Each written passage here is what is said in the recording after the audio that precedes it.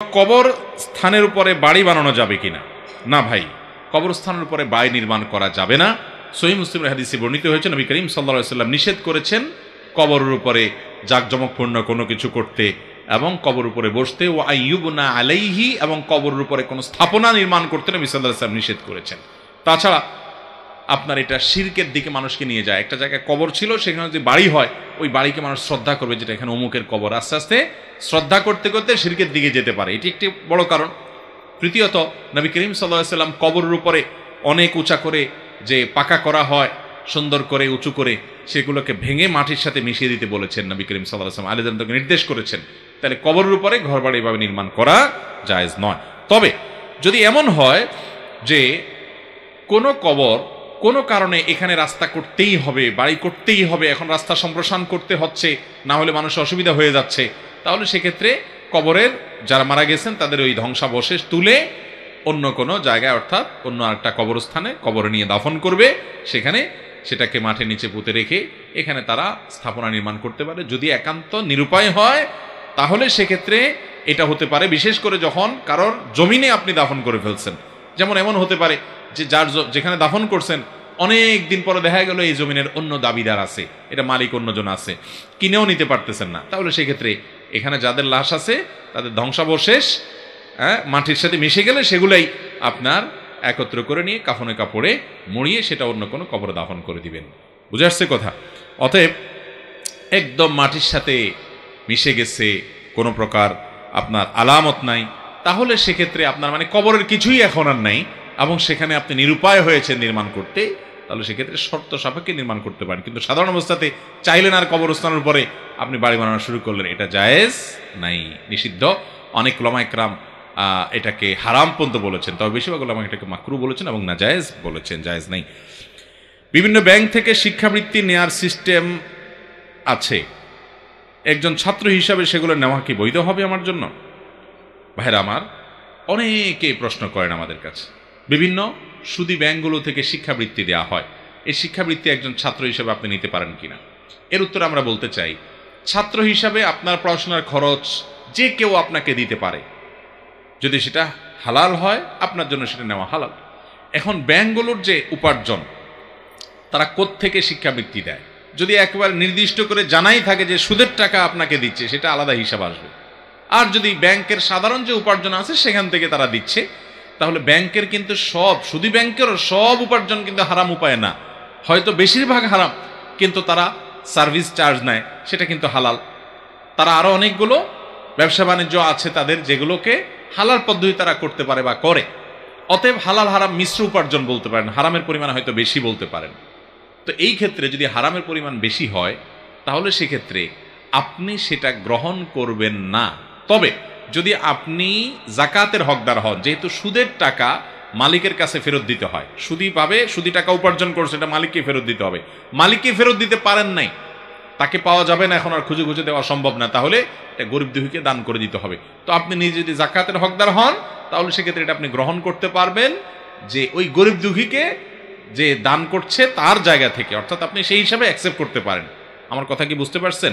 তাহলে সুদী ব্যাংক যদি কোনো শিক্ষাবৃত্তি দেয়, সচ্ছল পরিবারের সন্তানরা সেটা গ্রহণ করবেন না, কারণ সেখানে হালাল হারাম মিশ্র উপার্জন থাকলেও হারামের পরিমাণ বেশি। অতএব সচ্ছল পরিবারের সন্তান এটা নেবেন না। যদি জাকাতের হকদার কেউ হয় তাহলে গরিব হিসাবে হারাম সম্পদ এটা গরিবদেরকে দান করে দিতে হয়, সেই জায়গা থেকে আপনি শিক্ষাবৃত্তি গ্রহণ করতে পারেন, আপনার জন্য হারাম হবে না। আল্লাহু আ'লাম। মসজিদে নির্ধারিত জামাতের পূর্বে কিছু লোক জামাত করে নামাজ পড়তে পারবে কিনা? মসজিদে জামাতের টাইম আছে আরো 15-20 মিনিট বা আধা ঘন্টা। এখন আপনি জরুরি কোনো কাজে চলে যাবেন, আপনার বাস বা ট্রেন ছেড়ে দিবে, আপনারা 2-4 জন একসাথে আছেন, আপনারা জামাত করলেন, এটা জায়েজ আছে। এটা মূল জামাতের উপরে কোনো প্রভাব ফেলে না, যে আমরা চলে যাব এখন সফরে বা আমাদের এই মুহূর্তে ডিউটিতে চলে যাব, তো 2-4 জন বা কয়েকজন আসি, এই কয়েকজন জামাতের সাথে পড়ে নামাজ পড়ে যাব। আমাদের দেশে অনেকে আছে একা একা নামাজ পড়ে। জামাত ভাই, জামাতে পড়তে পারছেন না, আপনি একা একা পড়বেন না, কারণ সলাতুল জামাআতে তাফদুলু সলাতুল ফজর বি 27 দারাজা হাদিসে আসছে, একা নামাজ পড়ার চাইতে জামাতে নামাজ পড়লে 27 গুণ বেশি সওয়াব হয়। কিভাবে আপনি সেটা ছাড়তে পারেন? অনেকে আছে অবহেলা করে, খেয়াল করে না। নামাজ পড়তে গিয়ে এক সূরা থেকে অন্য সূরা চলে গেলে সাউ সিজদা দিতে হবে কি? নামাজ পড়তে গিয়ে হঠাৎ আপনি এক সূরা থেকে আরেক সূরাতে চলে গেলেন। যদি আপনি বুঝে বুঝে যান, একটা সূরাতে একটা জায়গা গিয়ে দাঁড়াইছেন, সেখানে অর্থ পূর্ণাঙ্গ হয়েছে, ওয়াকফ করছেন জায়গা মতো, অজায়গায় দাঁড়ান নাই, এটা বুঝেন, এরপর আপনি অন্য জায়গা থেকেও তেলাওয়াত করলেন, নামাজ হবে, অসুবিধা নেই। তবে সলাতের ক্ষেত্রে সুন্নাহ হলো আপনি যে কোনো একটা জায়গা থেকে তিলাওয়াত করে, বিশেষ করে একটা পূর্ণাঙ্গ সূরা পড়তে পারলে সেটা বেশি ভালো, এটা উত্তমের ব্যাপার, উত্তম। যদি কয়েক জায়গা থেকে আপনি পড়তে চান, তাহলে সেক্ষেত্রে আপনি অর্থ বুঝেন এবং কোন জায়গায় দাঁড়াইতে হয় সেটাও বুঝেন, এভাবে পড়লেন, কোনো অসুবিধা নেই। আর যদি এমন হয় যে আপনি অর্থ বুঝেন না কিন্তু ভুলে গেছেন, এক জায়গা থেকে হঠাৎ করে আর জায়গায় চলে গেছেন, মুসাবা আয়াত যেটাকে বলে, তাহলে এটা অনিচ্ছাকৃত হলে কোনো অসুবিধা নাই। আর যদি ইচ্ছাকৃত আপনি এরকম করেন এবং তাতে অর্থের বড় কোনো বিকৃতি না ঘটে, এক জায়গায় যায় ওয়াকফ করছেন, এবার আরেক জায়গাতে পড়তেছেন, নামাজ হয়ে যাবে। কিন্তু ইচ্ছাকৃতভাবে এরকম টকাটকি করে মাঝখানে বাদ দিয়ে তারতিব ছাড়া যেখানে সেখানে সালাত আদায় করা ঠিক না। বিশেষ করে শেষের দিকে পড়ার পরে পেছনের দিক গেলেন, এরকম করা মাকরুহ। কিন্তু যদি কেউ এরকম এক এক জায়গা থেকে একটু একটু করে পড়ে, অর্থ বুঝে বুঝে এবং ধারাবাহিকতা রক্ষা করে, নামাজ হয়ে যাবে। তবে উত্তম হলো ওই যে নবী আকরাম সাল্লাল্লাহু আলাইহি সাল্লাম যেখান থেকে পড়তেন টানা পড়তেন। তবে হ্যাঁ, এক রাকাতে একটা পড়লেন, পরের রাকাতে আর জায়গাতে অবশ্যই পড়তে পারেন। আমি একই রাকাতের কথা বলছি। এটা নবী করিম সাল্লাল্লাহু আলাইহি সাল্লাম বিভিন্ন সময় দেখা গেছে যে এক রাকাতে সূরা বাকারার আমানা রাসূল তেলাওয়াত করেছেন, আর পরের রাকাতে সূরা আলে ইমরান থেকে তেলাওয়াত করেছেন, এটাতে কোনো অসুবিধা নাই। একই রাকাতের মধ্যে এখান থেকে একটু ওখান থেকে একটু এভাবে নিয়ে নিয়ে তেলাওয়াত করাটা অনুত্তম। যদি করতে চান অর্থ বুঝে আপনি যদি করেন, নামাজ হয়ে যাবে, কিন্তু উত্তম হলো ধারাবাহিকভাবে আপনি তেলাওয়াত করা। এরপরে প্রশ্ন হলো, আজান অথবা একামতের মধ্যে যদি ভুল করে তাহলে পুনরায় আজান বা একামত দেওয়া লাগবে কি? আজান বা একামতের মধ্যে ভুল হতে পারে।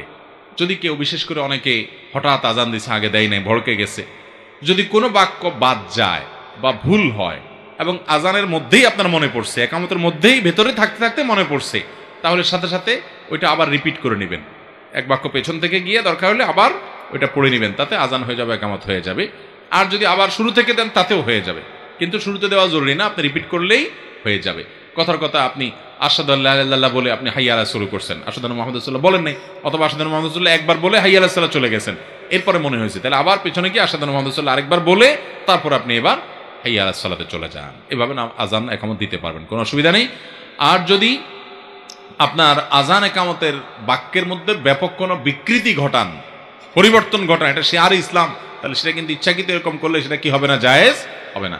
বলে এরকম হয়েছে, তাহলে আপনি এটাকে রিপিট করতে পারেন। আজান দেওয়া শেষ, একামত দেওয়া শেষ, এরপরে আপনাকে কেউ বলতেছে আরে তুমি তো এটা বাদ দিছো, অথবা আপনার মনে হলো এটা তো ভুল বলছেন, তাহলে আবার নতুন করে আজান বা একামত দিবেন। কথা কি বুঝাতে পারছি?